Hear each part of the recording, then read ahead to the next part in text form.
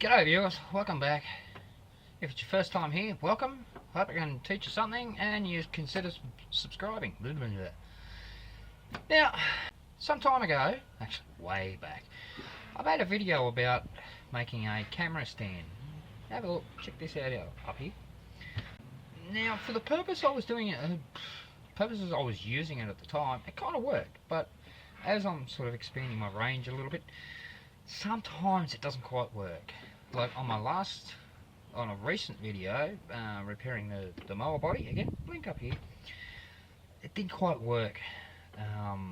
So today, we're going to revisit that stand and see what we can do to extend its range, let's say that.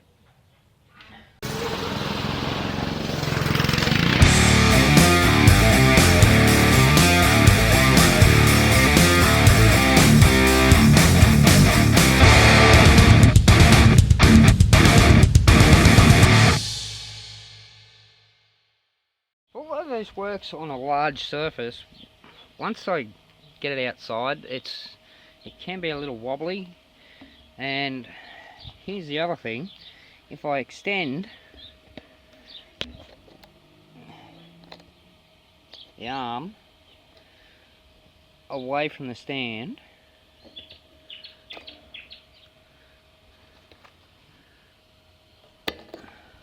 hold on a second, like that. Ready? Oh no, that's not going to do it. But if I go out a bit more, the further I go out, the more it's likely to tip over. And now it's going to make a liar of me, of course. Here we go. Put that in a better orientation so you can see it. See how stretched that is? And sometimes I need to have it there, but it's going to tip over if it's in the wrong orientation. There we go. See? I'm not doing that, I'm actually holding it up. And the other thing is, that's total height. And I'm like, well, I'm not quite a metre off the ground. So if I want to get up into a bonnet or something like that, I've got to actually rest the stand on the engine that I'm working on, and that's really unstable. So now time to fix that. So I went shopping at my favourite industrial supplies here in Warwick, Shelley's Industrial, and I got all this stuff. Now this is just 1.6mm wall, 15mm round tube. 4 pieces, half a metre long, and one piece 1 metre long. And then I bought this based on the fact that that goes inside there. Well, it does. There's a burr on that. We'll worry about that later. But this size was determined by this little piece here, because that is the same size as the base of the camera stand. So taking these pieces fit on there.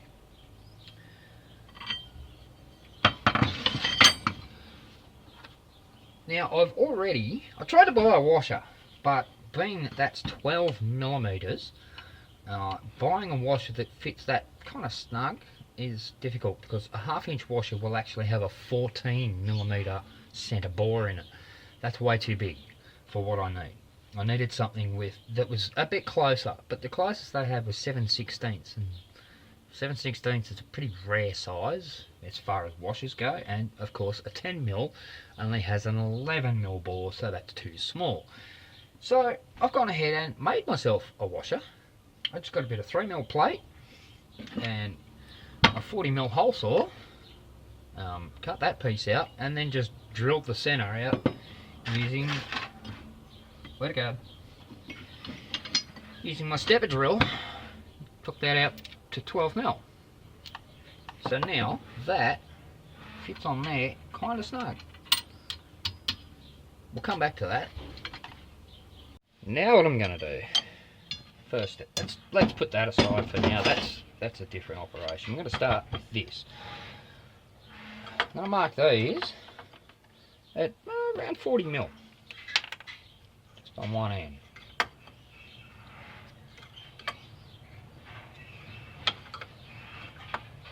Doesn't have to be exact, just around that. Okay, I've marked along the ends there, but now I want to mark a line along the tube, just to give me a guide. How do you mark along a tube? Kind of easy, really. There's our length mark. Roll that around a bit. Sharpie it, lay it on a flat surface. Boom. There you go. That's not straight, but anyway, try that again.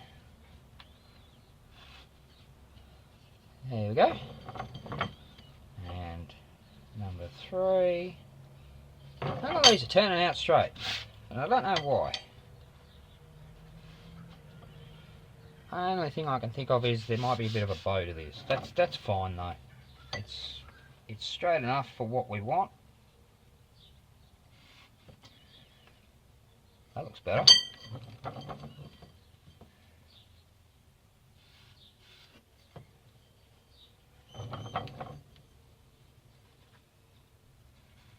Ah, the end kicked up.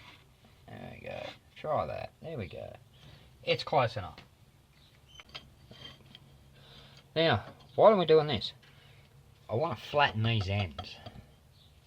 And the easy way to do it is get a hammer and something hard, like an anvil, and just have at it. Unfortunately, I don't have an anvil or anything close to it. So, I don't even have a bench vise at the moment. So I'm going to have to deal with this big drill vise and blowtorch. If I had a bench vise, great. Stick it in there, crimp it down, clamp it down, no problem. But I don't, so here we go.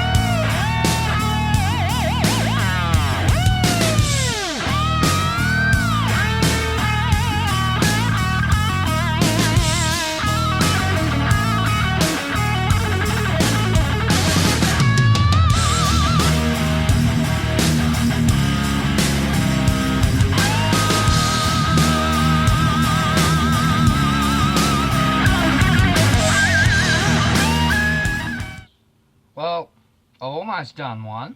Unfortunately, I'm pretty sure I burnt my bench top and I broke my vise. That's easy enough to fix. I can fix that. But doing the next 3? Yeah, I don't know.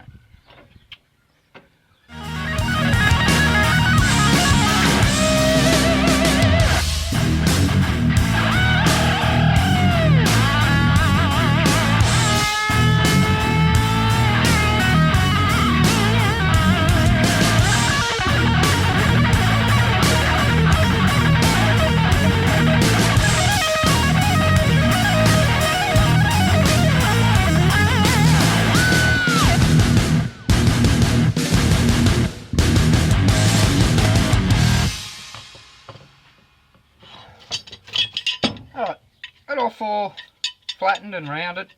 Now, I'll lay them out side by side. Make sure they're the same. As in, make sure this radius is the same, and they've, by standing them so that they're all even at the other end. Ow, that's hot still. Alright, they're all even. this end all should be even, and when you look across the top, they should all be even. Now I can see this one is still down a little bit, so we're going to put this back in here, around a bit,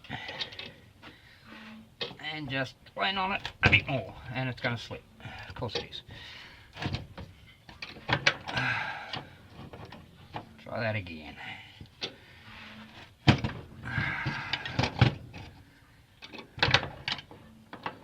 Just wants to keep moving. And I just completely broke the vise. Yeah, it's just slipping. Okay. In that case, I'm just going to beat it around it.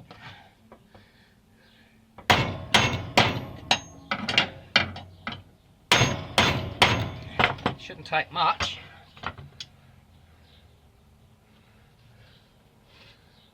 And that's pretty much it.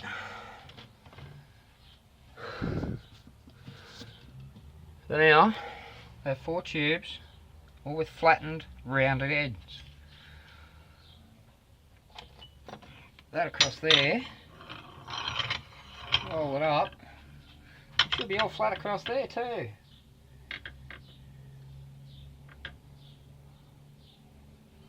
It looks like this one's a little bit high. So, let's see what that did.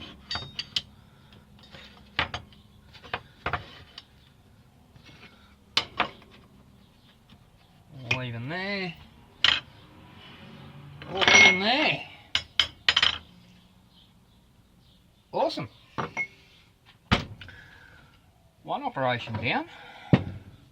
Now, I have to take this piece and cut this into 8 equidistant pieces. Now, having said that, that's a problem in its own. Now, I know this is exactly 200 millimeters long. I can show you, but just go with me. So, 200 mil divided by 8, that's 25 mil each piece. Correct? Not quite.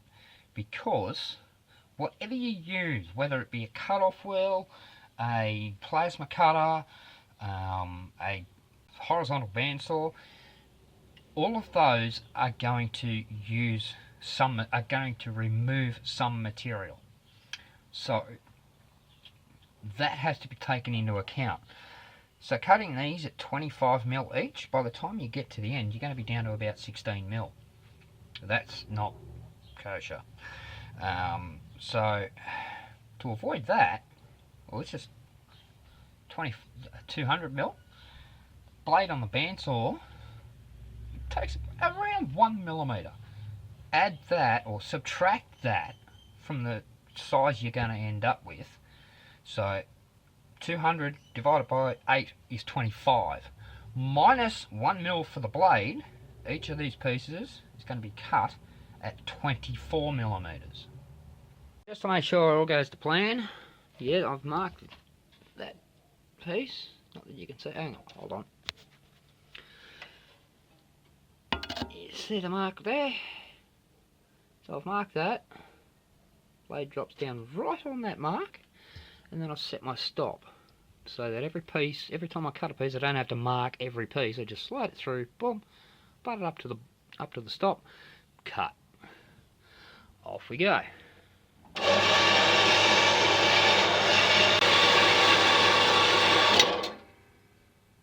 Alright, that's one piece cut. Lift it up. Back the jaw off. Slide that up to the stop. Lock it down. That's not on the stop. So we'll get the pressure of the blade on it. Or maybe that is on the stop. Tighten it up. Off we go again.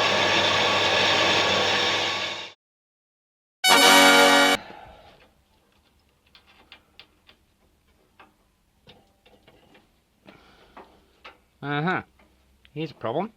Clamping that short piece of material, it's just going to kick it sideways. How do you stop that? Get an off cut of the material, Stick it in the back.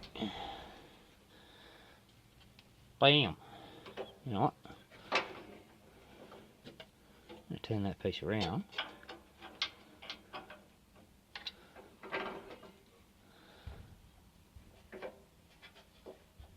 There we go. Alright, here's our 8 piece. It's cut, but you might notice one's a little bit taller than the others. That's alright. Better to have them too long than too short. We can always cut more off that, which I'll do right now. This next bit's going to be a bit difficult to record because, well, that's my camera stand. So, I got this guy to help me. So anything you don't see through this camera, you'll see through the other one. But you kind of see where I'm going with this. These are the 4 extension legs, and these are what temporarily holds them in place, which means they are removable. What I need to do though is set it so that it's all going to sit nicely, and it's actually going to sit all within the same orientation. It's actually going to sit on the ground, and so they can slide in and out. So I'm going to go through, set that up, and see if I can't tack these in place.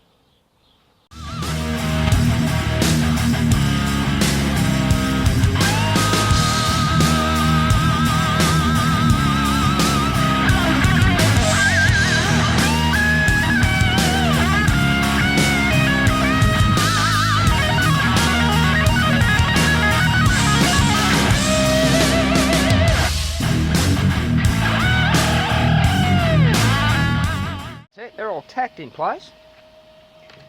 Now we're going to take the clamps off. First, take the earth clamp off. Oh, that's a bit warm. Look. No, don't. Hold on. There we go. Flip it over. Take these last 2 clamps off.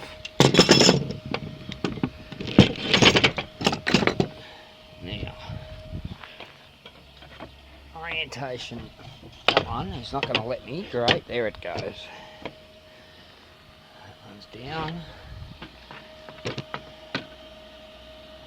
That one's binding up too. Awesome. That's alright, we'll get it. Okay, so this one's up a little bit. So it's got a bit of a rock to it. That's no problem, because all we need to do fix that. Put a clamp on a high one. Again, I'm trying to do this one-handed. Okay, we'll put a clamp on there, and we just turn that one down until it flattens out a bit. Now, yeah, the other 2 are already touching, but that's good because this is going to spring back. So now we'll back that off and see what happens. Not a lot, because it's still up. Hold on. This one's not quite flat, again, because it's a little tiny bit bound up.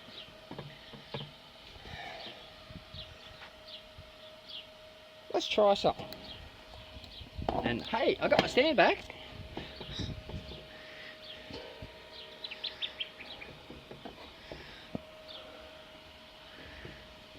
Take that leg. Oh, that's still warm. Out of there. Sorry about the shaking. Wow, that's bound.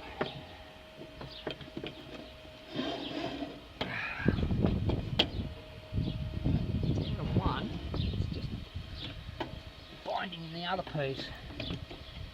A really tight fit. Come on, out you come. So I'll have to clearance those. Whoop, yep, gonna tip sideways, knew that. And we take this one out.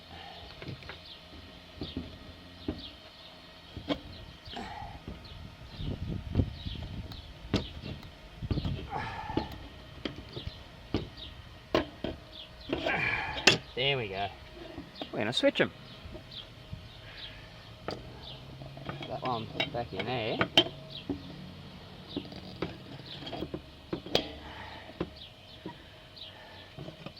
And this one back in here.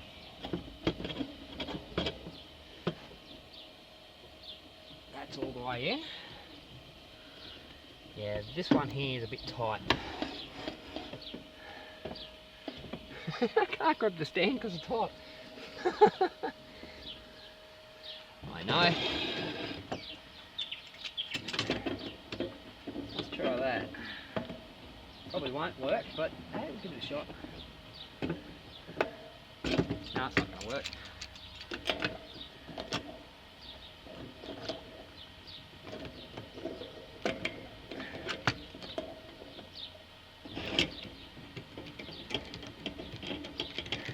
On there.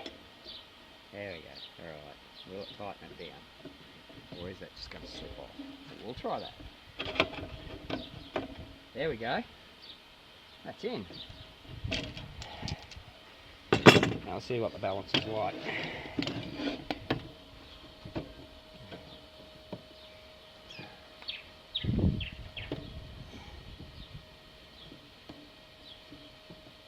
It's still not great. So, need to get the hammer out.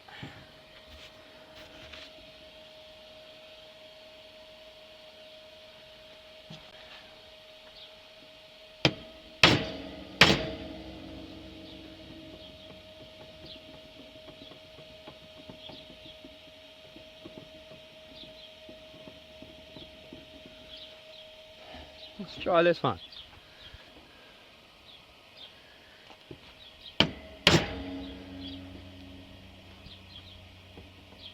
That's almost got it. I'm just going to take that one down just a teeny bit more.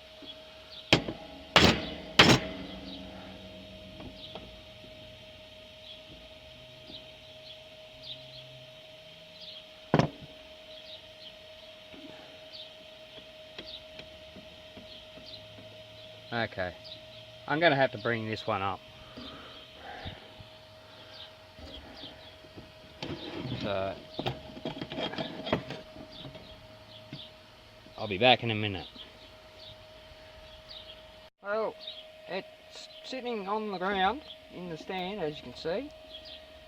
And there's a lot of movement there, but not a lot that way. But kind of doing that levels it out, and I can play with that. But main thing is it's now on the ground. It's got a wide stance.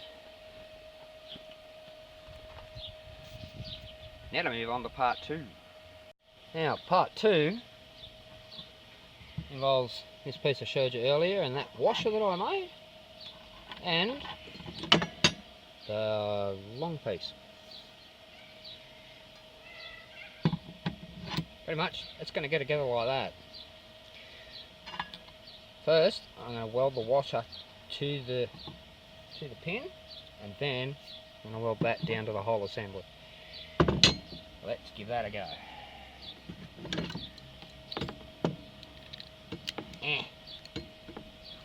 Not quite.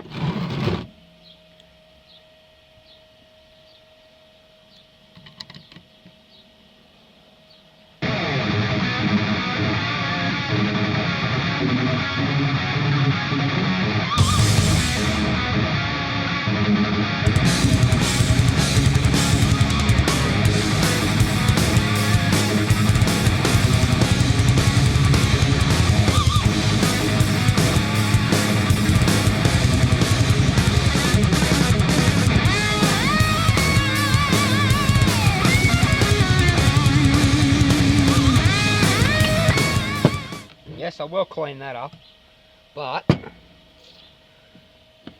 that goes in there.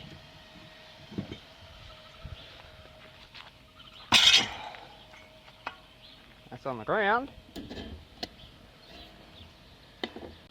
and it's a long way down there.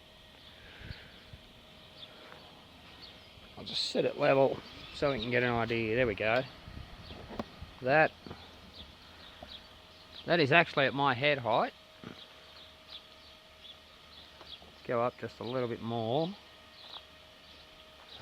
There we go, look, no hands. That's going to make things a lot easier, because I can now extend out and down. So for all intents and purposes, from there I could be looking down into an engine bay. Awesome.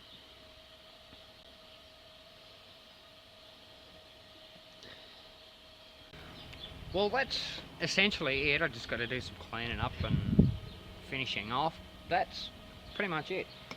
Apart from, I think what I'm going to do here is just get a little piece of metal, and once they're in place, just put a piece, once the legs are oriented correctly, and just weld it in place so it's got some sort of lock on it. Obviously not there, it'll be down here somewhere. Plus I'll need to clearance those tunnel holes.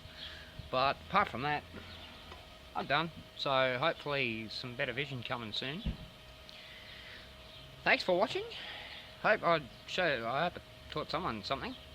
If I did, leave a like, share, leave a comment, hit that subscribe button and the notification bell, and I'll see you on the next one.